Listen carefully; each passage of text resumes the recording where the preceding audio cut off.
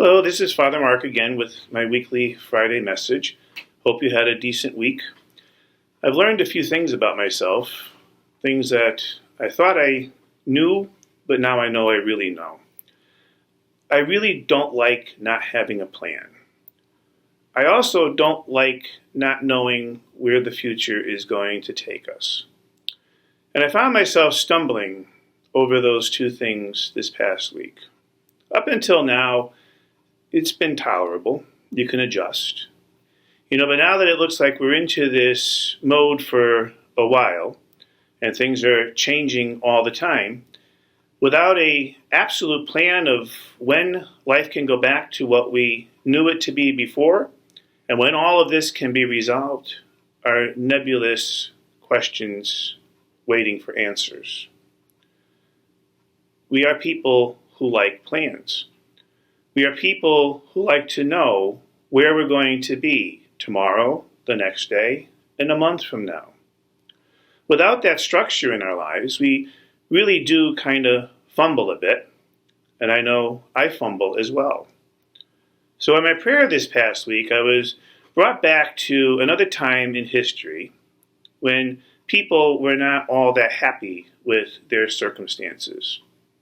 And it was those 40 years that the Israelites journeyed in the desert. And if you listen to the accounts of those days, the stories that were told and the experiences that were shared and passed down through generations, there was a lot of grumbling to be heard as they journeyed through those days. They weren't at all happy with the situation in which they found themselves. They felt that God had abandoned them, that God had no plan for them, and they were worried about where life was going to take them. But as we all know, those 40 years in the desert laid the groundwork for some incredible things that came afterwards, that in hindsight, one could look back and trace the lines through those very difficult experiences, and one could see how God did work wonderful miracles, even through those very unsettling, dark, and uncertain times. I would suspect that the same is going to be true for us as well. That even though we're going through an unsettled and dark time, that at the other end of this, we will look back and we will see what God has done with this uncertainty, with the anxiety, with the fear. And we will realize that all is well, and that we're in a better, more joy-filled place. But if we recoup a bit, and we begin to look at our spiritual lives, we really realize that God has gone nowhere. The problem is we're having a difficult time recognizing Him. Maybe because, like the rest of our lives, we're used to certain routines that connect us, that define us. And those routines are no longer available. And so it is with God. The routines of our prayer life, our worship experiences, have all changed. And so it's difficult for us to point to and understand where God may be in our lives, but He is there. And the closer we become to God, the more we develop our spiritual eyes, we'll be able to point to and see Him, even in darkness and uncertainty, anxiety, and fear. Saint Teresa of Lisieux said that joy could be found in a palace, but it can also be found in a prison.